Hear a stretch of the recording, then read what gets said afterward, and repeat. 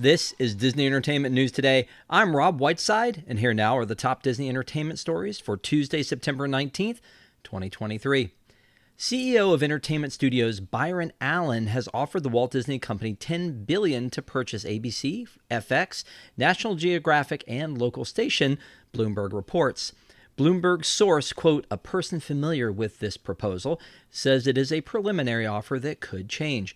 Allen based the offer on the assumption that the channels generated $1.25 billion before interest, taxes, depreciation, and amortization over the past 12 months. Allen would change the offer if that number is lower or higher. He would work with banks and private equity firms to finance this acquisition. The source also said that if Allen were to purchase Disney's stations, he may sell the local TV stations he currently owns that aren't affiliated with ABC. In the past several years, Allen has acquired many local stations, as well as the Weather Channel. However, as Bloomberg notes, he has also tried and failed to purchase other media properties, and his Allen Media LLC is in debt. In an interview with David Faber on MSNBC's Squawk Box back in July, Disney CEO Bob Iger agreed with Faber that ABC may not be core to the Walt Disney Company and said that they have to be open-minded to potentially selling their TV assets. That was a comment which basically put them on the market. Bloomberg reported on Thursday that Disney was having exploratory talks about selling ABC and its 8 local TV stations to Nexstar Media Group. Disney released the following statement. While we are open to considering a variety of strategic options for our linear businesses, at this time, the Walt Disney Company has made no decision with respect to the divestiture of ABC or any other property, and any report to that effect is unfounded. Disney's stock prices hit a 3-year low back in August of 2023, and analysts have suggested that breaking up the company is the best option to turn things around. Disney has also dodged persistent rumors that the sale of the company to Apple is being discussed, though Iger has refused to entertain the notion. Monday Night Football will soon make its grand pseudo-permanent return to ABC. The circumstances that have prompted the return, however, are anything but glamorous. The Hollywood Reporter is one of several outlets reporting that the Disney-owned station will air every Monday Night Football game throughout the 2023 NFL season as the ongoing WGA and SAG-AFTRA strikes pause the production of new union-backed content throughout Hollywood. The move was perhaps telegraphed by the Walt Disney Company's decision to simulcast the first Monday Night Football game of the new season, a September 11th matchup between the Buffalo Bills and the New York Jets on both ABC and ESPN. On both ABC and ESPN, the station that has broadcast Monday Night Football since 2006. Television ratings for the season premiere of Monday Night Football were higher than they've been in almost 20 years, according to The Hollywood Reporter. ABC will air an NFL matchup every Monday night between now and December 16, some of which will be exclusive and not simulcast to ESPN. The decision fills a potential programming void for ABC that they and other major broadcasters are currently facing amidst that WGA and SAG-AFTRA strike. The strikes, which have been occurring since May and July, respectively, prevent WGA and SAG-AFTRA members from partaking in the production of new content. Studios and broadcasters have responded by shifting the release windows of completed projects to widen their options. Disney CEO Bob Iger has become a controversial figure throughout these strikes. He stole headlines in mid-July after he described the labor actions as, quote, very disturbing, and the demands of the striking workers as not realistic. He later backtracked a bit, stating on the Walt Disney Company's Q3 2023 earnings call that he is personally committed to ending the strikes. Disney has already delayed much of its own content due to strikes, delaying a number of Marvel-branded Disney Plus series, some indefinitely, earlier this month. This isn't the first time that Disney has looked to its relationship with the NFL for additional content amidst strikes. On September 11th, the company announced that it will be airing a Toy Story Fun Day Football version of Week 4's contest between the Atlanta Falcons and the Jacksonville Jaguars. The program will see players turned into Toy Story characters in real time and will air on both Disney Plus and ESPN Plus. The idea of a company using or recycling owned content on a bigger network to counteract the strike is not unique to Disney. Paramount Global, for example, will air Yellowstone, a drama originally produced for Paramount Plus, on CBS this fall as the production of new content has halted. ABC was the original broadcaster of Monday Night Football, essentially creating the program in 1970. Monday Night Football aired on that channel through 2005 when Disney, citing monetary losses stemming from the program, shifted it to ESPN, its sports-centric cable channel. ABC has aired select Monday Night Football games since 2016, and there's a bit of fun Disney history tied to Monday Night Football. After shifting the program to ESPN in 2006, the company traded the contract of announcer Al Michaels to NBC Universal, allowing Michaels to join John Madden on NBC's airings of Sunday Night Football. And in exchange, Disney received the rights to Oswald the Lucky Rabbit, Walt Disney's original cartoon creation. My favorite story. The Walt Disney Company expects Disney Plus to fall millions of subscribers short of its 2024 goal, Orange County Register reports. Disney Plus launched in November of 2019. In 2020, Disney predicted that they would have between 230 million and 260 million subscribers by September of 2024. Now, former CEO Bob Chapek lowered the goal slightly in 2022 to between 215 million and 245 million subscribers.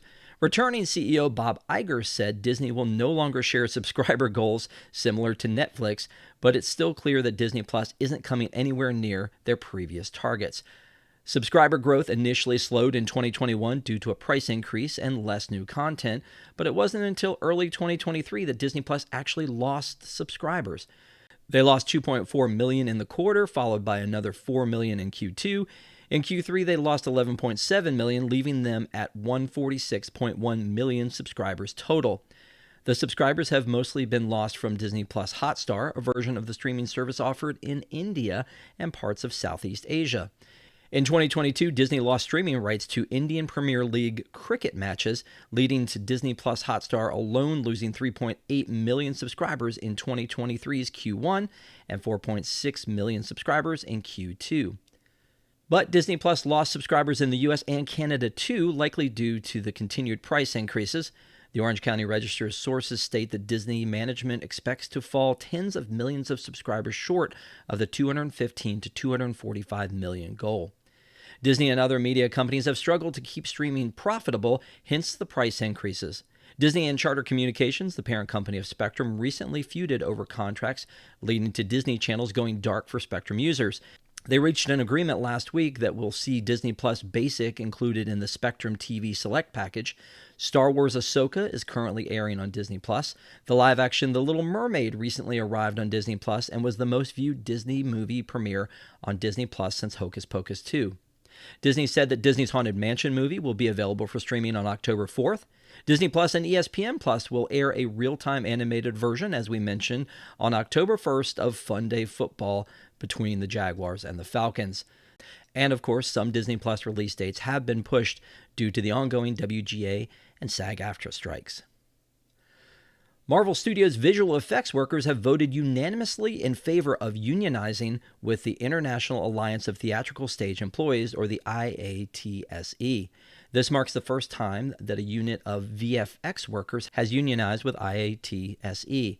Sarah Kazuko Chow, VFX coordinator at Marvel, said, quote, "I grew up dreaming of working on Marvel films, so when I started my first job at Marvel, I felt like I couldn't complain about the unpaid overtime, the lack of meal breaks, and the incredible pressure put on VFX teams to meet deadlines because I was just supposed to be grateful to be here at all. But the reality is that every worker deserves rights, and joining the IATSE means that we don't have to choose between the job we love and having identities outside of work." The move comes amidst historic WGA and SAG-AFTRA strikes that have put Hollywood on pause, delaying some Marvel films. You can read the full press release from the IATSE right now on WDWNT.com. Speaking of Marvel, Loki fans, your wait is almost over. The streaming release date for Season 2 of the Marvel Studios series has been moved up a day. The announcement was shared via a post on X featuring Miss Minutes, Loki, and Mobius. Previously scheduled to premiere on October 6th, the show will now begin streaming on October 5th at 6 p.m. Pacific Time. The aforementioned TV series is based on the popular Marvel Cinematic Universe character portrayed by Tom Hiddleston. Season 1 debuted on June 9th of 2021 and consisted of 6 episodes. A recently released trailer for the second season introduces Ki Hu Kwan's character O.B. and sees the return of several stars, including Owen Wilson's Mobius. This show takes place after the events of Avengers Endgame. Be wary of spoilers here. After the Avengers version of Loki steals the Tesseract in Avengers Endgame, the variant is brought to the Time Variance Authority, or TVA. The organization exists outside of time and space, monitoring to ensure everything is in their vision of order. You can watch the full trailer for the new season on our website. Are you excited to see the new season of this hit series on Disney Plus a day early? Were you a fan of Season 1? You can share your comments with us below. Marvel Studios has also shared a new trailer and a new IMAX poster for the next theatrical entry into the Marvel Cinematic Universe, The Marvels. Hitting theaters on IMAX on November 10th, the film stars Brie Larson as Carol Danvers, a.k.a. Captain Marvel, alongside Teyonah Parris as Captain Monica Rambeau and Iman Vellani as Kamala Khan, or Ms. Marvel. Upon release, it will include over 30 minutes of IMAX-exclusive 1:90:1 expanded aspect ratio with up to 26% more picture in select sequences throughout the film. In Marvel Studios' The Marvels, Carol Danvers, aka Captain Marvel, has reclaimed her identity from the tyrannical Kree and taken revenge on the Supreme Intelligence, but unintended consequences see Carol shouldering the burden of a destabilized universe. When her duties send her to a wormhole linked to a Kree revolutionary, her powers become entangled with that of a Jersey City superfan, Kamala Khan, Ms. Marvel, and Carol's estranged niece, now Saber astronaut, Captain Monica Rambeau. Together, this unlikely trio team up and learn to work in concert to save the universe as the Marvels. In addition to Larson, Parris, and Vellani, the film also stars Zawe Ashton, Gary Lewis, Seo Joon Park, and Samuel L. Jackson. Nia DaCosta is directing also. You can check out the entire IMAX trailer for The Marvels right now on our website. A Rogers the Musical cast recording album is now available for streaming online as of last Friday, September 15th. Rogers the Musical ran from June 30th through August 31st at the Hyperion Theater at Disney California Adventure. This limited-time one-act musical was inspired by the fake Broadway show seen in Hawkeye on Disney+. The album will only be available for digital download and streaming. This track list includes Star Spangled Man, Just One Dance, and Save the City, along with many more. If you missed Rogers the Musical, you can watch that video on our website, WDWNT.com. The upcoming Star Wars Lando series starring Donald Glover is no longer a series, it's going to be a movie. Stephen Glover, Donald's brother, who is writing the show with him, broke the news on the Pablo Torre Finds Out podcast. He said, quote, "It's not even a show. The idea right now is to do a movie. Right now, because of the strike, it's kind of like telephone all of the information."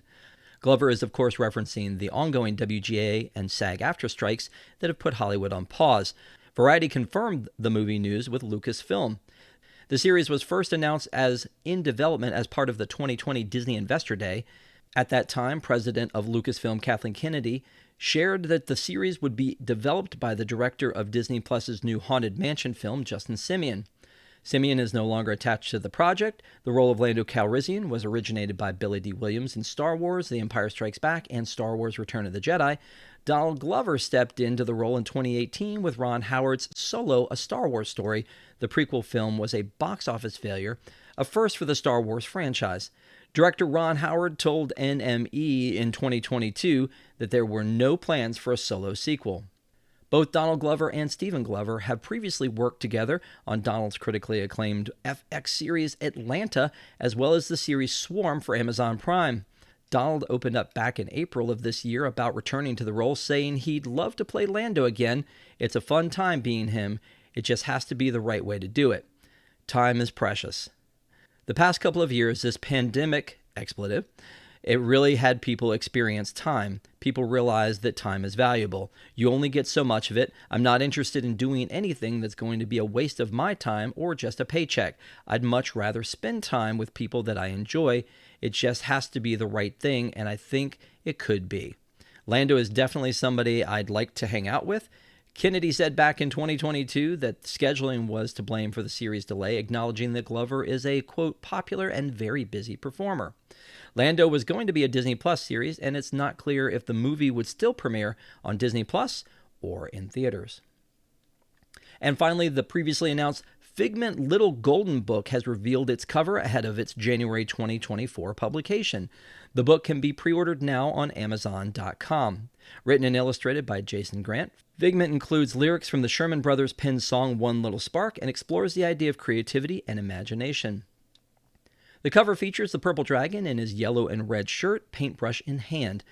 Dreamfinder on his Dreammobile can be seen in the background along the top right. The Imagination Pavilion is below, with guests standing around the outside of it. Both digital, Kindle, and physical hardcover copies are available for pre-order and priced at $5.99. While this is Figment's first Little Golden Book, there have been others released in the past that are related to Disney attractions, including a box set with books based on The Jungle Cruise, Space Mountain, Orange Bird, The Haunted Mansion, and It's a Small World. Each of these Little Golden Books are also sold individually. A set of 12 Little Golden Books commemorating the 100th anniversary of Disney as a company was released in December last year. The Little Golden Book, starring the Little Purple Dragon, full of imagination, will again release on January 2nd, 2024. For the absolute latest in Disney entertainment news, head on over to WDWNT.com and follow us on all of your favorite social media platforms. If you're enjoying this show, and we always hope you are, please be sure to like this video and subscribe to WDWNT TV on YouTube for more great content and click the bell for notifications. Also hit select all notifications so you never miss an episode of the show. And if you enjoy Disney movies and TV shows, don't forget to join us for our weekly review show, Deep in the Plus. We do that show live every Wednesday night at 9 p.m. Eastern, and you can find previous episodes available on demand right here on WDWNT TV. For the worldwide leader in Disney parks news and entertainment, this is Rob Whiteside saying don't have a good day, have a great day, and we'll see you next time.